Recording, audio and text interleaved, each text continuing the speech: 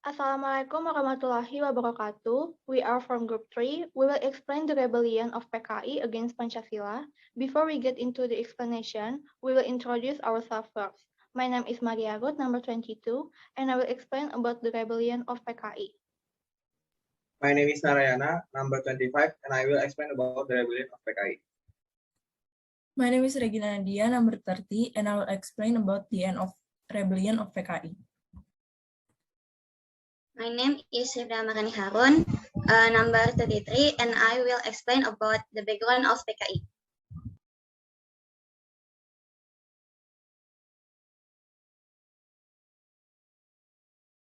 PKI is the Indonesian Communist Party, which one of the event of the rebellion that took place in Median, East Java, in mid-1948. And the main purpose of the G30S PKI was to overthrow the Soekarno-era government and replace Indonesia with a communist state. This rebellion was motivated by the fall of the Amir Sharifuddin cabinet in 1948. The Amir cabinet fell after the signing of the Renville Agreement, which turned out to have a negative impact on Indonesia. In this agreement, the Netherlands is considered to be the most benefited party, and Indonesia is the disadvantaged party. With the design of Amir, President Sukarno then appointed Muhammad Hatta as Prime Minister and formed a new cabinet. However, Amir and his left-wing group, our communists, didn't agree with the change of the cabinet. So Amir and his group tried to overthrow them. Amir's movement was assisted by Musso, the leader of the Indonesian Communist Party, who had studied in the Soviet Union. Musso, together with Amir and his group, tried to control strategic area in Central Java, namely Solo, Kediri, Medion, and others. The initial plan that will be carried out is by kidnapping and killing figures in the city of Jakarta, as well as pitting the local TNI units against each other. PKI Rebellion 1926 West Sumatra. The influence of the PKI in West Sumatra could not be separated from the role of a Muslim religious leader, Haji Datuk Batuah, who brought and spread communist ideology in the area. In 1923, he instilled communist teaching among young Sumatran students and teachers Tawalib Padang Panjang. By the local community, this communist teaching is called Science Comini, which combines Islamic teaching with the idea of anti-Dutch colonialism, anti-imperialist, anti-capitalism, and Marxist teaching. At the end of 1923, an Islamic communication center was established in Padang Panjang. December 1925 in Prambanan, Yogyakarta, a party meeting was held led by Alimin. This meeting was attended by PKI figures including Budi Sucipto, Aliarham, Sugono, Suratharjo, Martoyo, East Java Sukirno, Suwarno, Kusno, and others. Meanwhile, Said Ali, the leaders of the West Sumatra branch of the PKI, was present at this meeting representing all of the Sumatra. Then it was designed. In line with the PKI Central Committee Circular number 221, the West Sumatra branch of the PKI tried to collect weapons. B. Carry out illegal acts. C. Strengthen propaganda among farm workers. The signs of rebellion were smelled by the Dutch colonial government and then immediately arrested PKI leaders on charge of wanting to rebel. Although the leaders of the West Sumatran PKI had been arrested and imprisoned, but in the end the rebellion erupted. PKI supporters finally followed in the footsteps of their counterparts in Banten, who erupted in mid-November 1926. They attacked government position. Furthermore, in Tanjung Ampulu on January 1st, 1927, houses belonging to the Dutch colonial government employees and their accomplices were burned. In Padang Siberuk, the rebel killed the head of Nagari and several residents who were considered Dutch accomplices. In Silungkang, the headquarters of the rebels, There were murders of Deutsch officers and several religious teachers, and goldsmiths were thought to be cooperating with the Deutsch. West Java, Lebak Regency Madiun. The entry of communism among the people used Islam as a propaganda weapon. The notion of communism was emphasized as an effort to oppose the Dutch and was equated with a stable war. This was later confirmed by Alimin and Musso, who came to Pandeglang around 1925. In front of the mass, these two PKI figures explain at length of the problems of the nation's struggle against Dutch colonialism. Thus, in their attempt to gain support from the people of Banten, the PKI propaganda omitted the notion of communism, but then put forward the equality of struggle between Islam and the PKI. Therefore, the Banten clerics did not oppose the presence of the PKI in Banten, even among those scholars who later became the administrators of the Banten branch of the PKI. In addition, support also came from the farmer group who were promised to be freed from the head or individual tax. With the increasing activity of Banten PKI in July until September 1926, the Dutch East Indies government made arrests of several leaders of the Banten PKI. This detention resulted in the leadership of the PKI being brought under the hands of the ulama and champions. This group then led the peasants to launch a rebellion in November 1926. The main target of the rebellion were the priai and were selected selectively. Meanwhile, the Chinese were not targeted because there were indications of indirect involvement in the rebellion. On November 6, 1926, the PKI Rebellion broke out, which was marked by the attack on the city of Pelabuhan at midnight by hundreds of armed people. The Dutch East Indies government immediately took action against the rebels. On November 13, 1926, the colonial government made arrests in various places in Banten, including 6 times in Lebak Regency.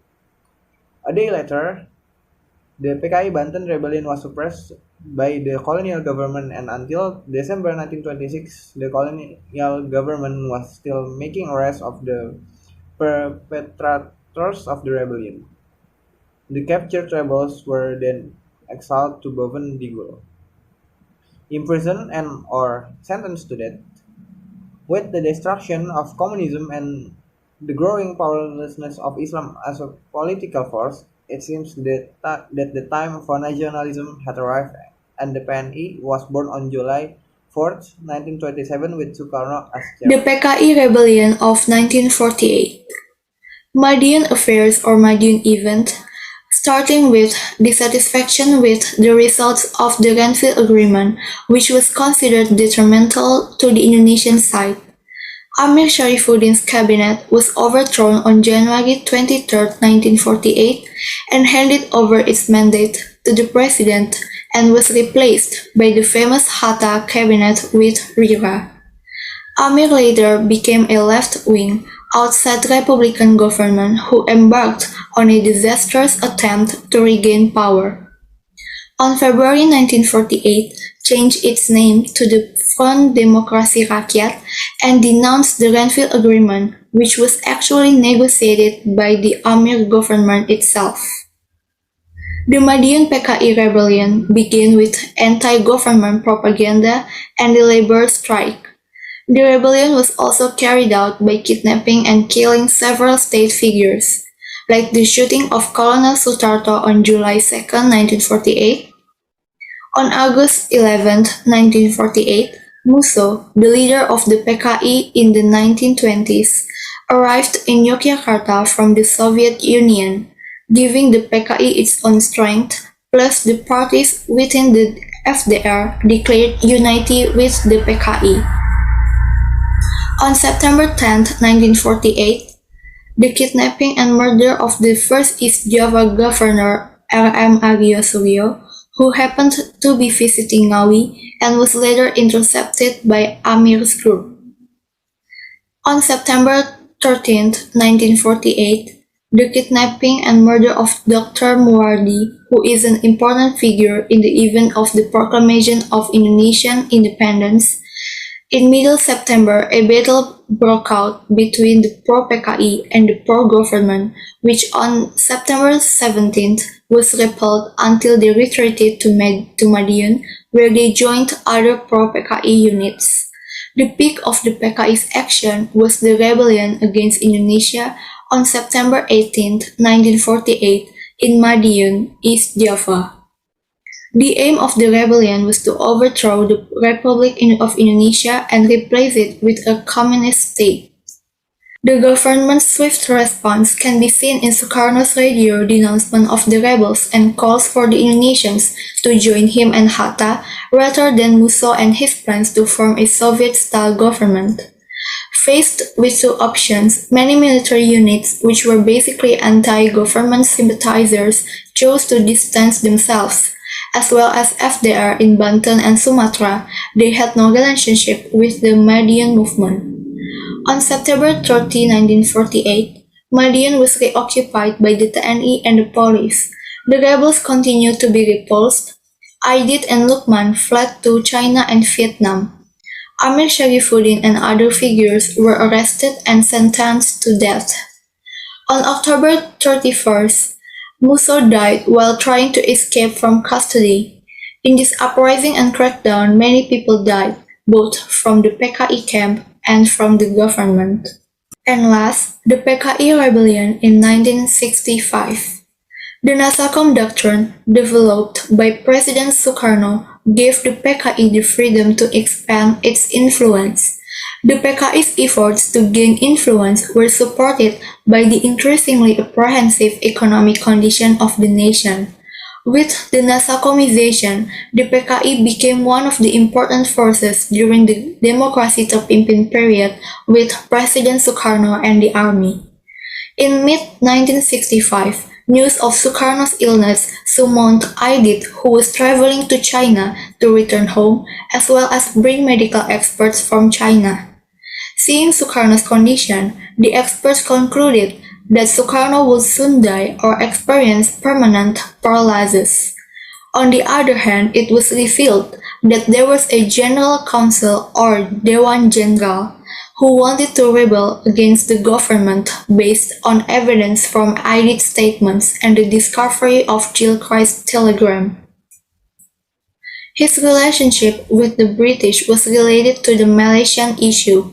The proposal to form a fifth force was made by the PKI, who wanted the people to be armed.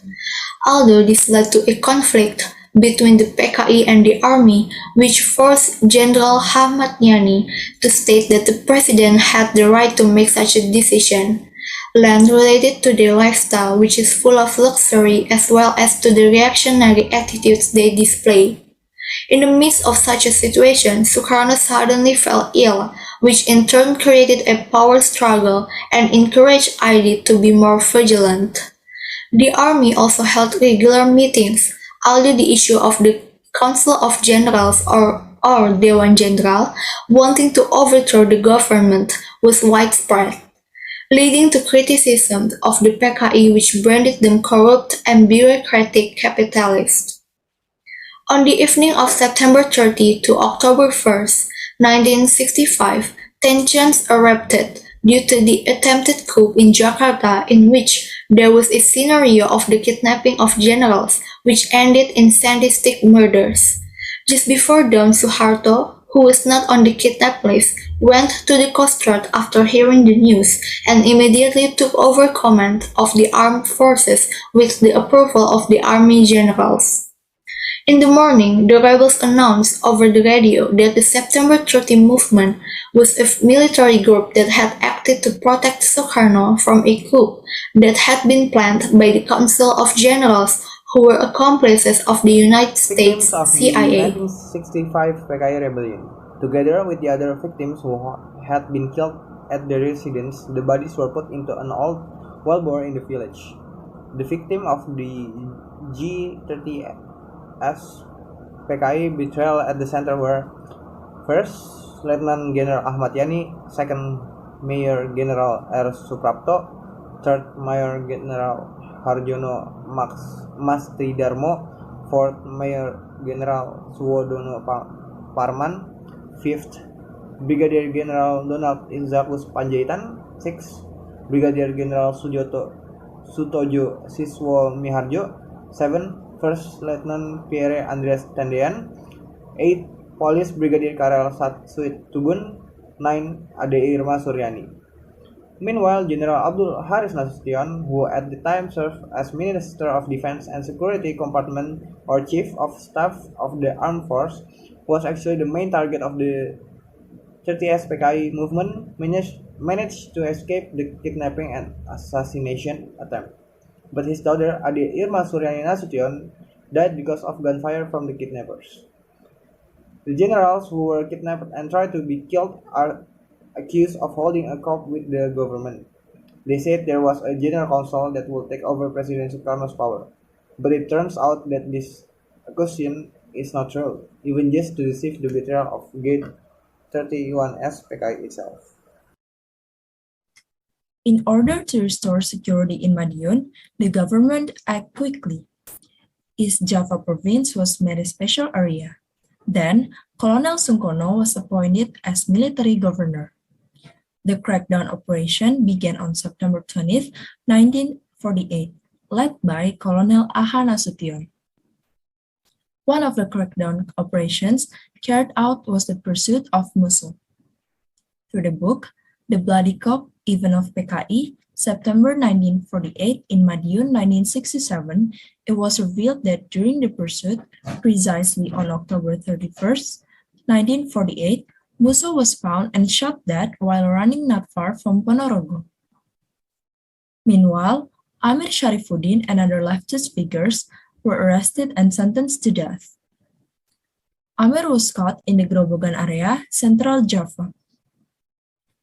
Before Amir prepared to face his death, he asked for a little time so that together with his colleagues, were given the opportunity to write a letter, and the request was granted. In the end, Amir died together with Maruto Darusman, Suripno, Sarjano, Uwijiwat, Harjono, Sukarno, Joko Sujono, Katam Hadi, Rono Marsono, and D. Mangku. They were all executed in the early hours of December 19, 1948. Thus, the PKI Rebellion in Madiun was quelled by the government by deploying the TNI, and finally, two PKI Madiun figures, Musuh were shot dead, while Amir Sharifuddin was sentenced to death.